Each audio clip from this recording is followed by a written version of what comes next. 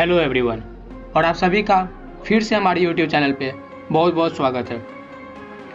आज का ये वीडियो बिहार पे बेस्ड है। सम्राट अशोक, चंद्रगुप्त मौर्य ऐसे यशस्वी शासक का ये प्रदेश आज इकोनॉमी के रूप में जूझता आ रहा है। दुनिया को उच्च शिक्षा की व्यवस्था कराने वाला ये प्रदेश, जहाँ नालंदा विश्वविद्यालय था, आज ये एजुकेशन के मामले में काफ़ी निचले स्तर पे है। आखिर ऐसा क्यों हुआ, तो चलिए जानते हैं। बिहार की अर्थव्यवस्था का अधिकतर हिस्सा सर्विस ओरिएंटेड है। कृषि बहुल प्रदेश की 60% इकोनॉमी सर्विस ओरिएंटेड है। बिहार में बहुत सारे किले हैं, लेकिन यहाँ के लोगों को ये पता तक नहीं होगा कि यहाँ इतने सारे किले हैं। जैसे बक्सर का किला, दरभंगा किला, जगदीशपुर किला, जलालगढ़ किला, मुंगेर किला, रोहतासगढ़ किला, शेरगढ़ किला। ये सारी धरोहरें, ये सारे किले आज खंडहर हो गई है। इनकी कोई व्यवस्था तक नहीं है। टूरिज्म की व्यवस्था में इतनी घटिया है कि ये सारे किले अब खंडहर ही हैं। बस आपको बता दूं कि पूरे बिहार में एक भी 5 स्टार होटल नहीं है। 2016-17 में टूरिज्म के लिए 672.49 करोड़ से 2017-18 में 109.87 करोड़ पर आ गई, डाउन बाई 84%। बिहार में इंडस्ट्री एक तरह से है ही नहीं। टेक्सटाइल मिल्स, शुगर मिल्स सब बंद हो रहे हैं। शुगर मिल की बात करें तो देश में पहले 28 शुगर मिल थे, आज 9 पर है। किसी इंजीनियर की अगर सरकारी नौकरी ना लगी तो फिर वो बस राज्य में सिर्फ पर्व त्योहारों का मेहमान बनकर रह जाता है। इकोनॉमी में बिहार सबसे निचले स्तर पे है। इंफ्रास्ट्रक्चर में बिहार सबसे निचले स्तर पे है। एजुकेशन व्यवस्था में बिहार सबसे निचले स्तर पे है। हेल्थ केयर में कोई अच्छी व्यवस्था नहीं। बिहार में कुल 2.36 करोड़ स्टूडेंट हैं और 3,88,660 टीचर हैं, मतलब कि 60:1 का रेशियो। हायर एजुकेशन के लिए मात्र 13.6% ही विद्यार्थी इनरोल होते हैं, जबकि भारत का एवरेज 26.3% है। ये थी बिहार की पिछड़ी बातें। अब आते हैं बिहार की दूसरी ताकत पर।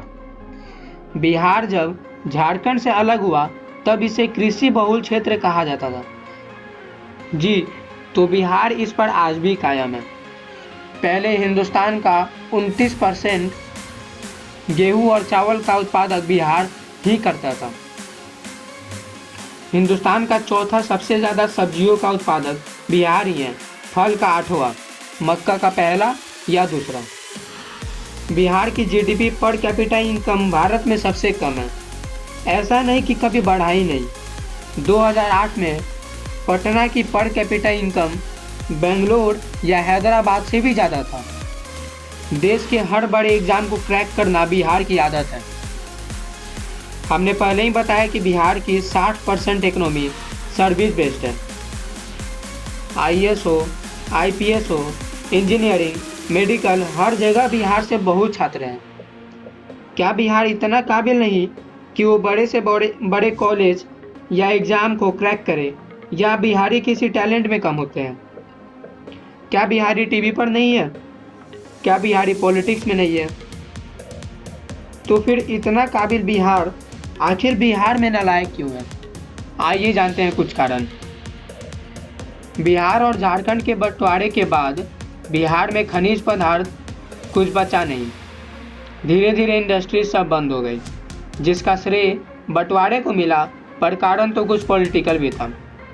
बिहार में फंड की अच्छी तरह से उपयोग ना होना, सीधी बात करप्शन। फंड का सिर्फ 27% पैसा ही विकास के कार्यों में लगता है।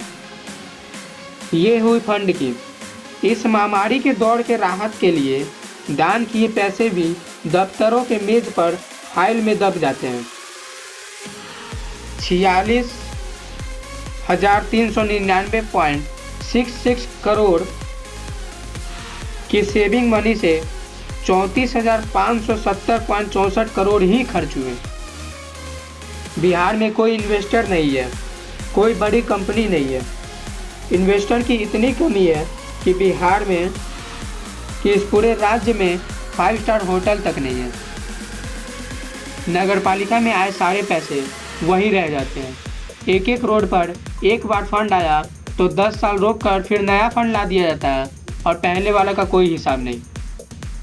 क्या नागरिकों का काम है ये hospitals, industry, factory, college, school सब खोलना? स्कूल और कॉलेजेस खोलना तो दूर की बात, खुले कॉलेजेस में जो कभी बिहार के टॉप कॉलेजेस हुआ करते थे, आज उनमें एक भी प्लेसमेंट नहीं है। चाहे वो BCE हो, भागलपुर कॉलेज ऑफ इंजीनियरिंग, या DCE हो, दरभंगा कॉलेज ऑफ इंजीनियरिंग, या MIT हो, मुजफ्फरपुर इंस्टीट्यूट ऑफ टेक्नोलॉजी, या नालंदा के इंजीनियरिंग कॉलेजेस हो।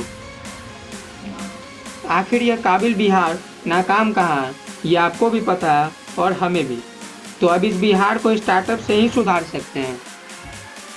बिहार को इन्वेस्टर की सख्त ज़रूरत है और पता नहीं बिहार फिर से पुराना मगध जैसे समृद्ध राज्य की तरह कब खड़ा उतरेगा। तो ये थी बिहार की बातें। अगर आपको वीडियो पसंद आया तो लाइक करें, शेयर करें और सब्सक्राइब करें और बेल आइकन भी दबाएं। बहुत बहुत धन्यवाद।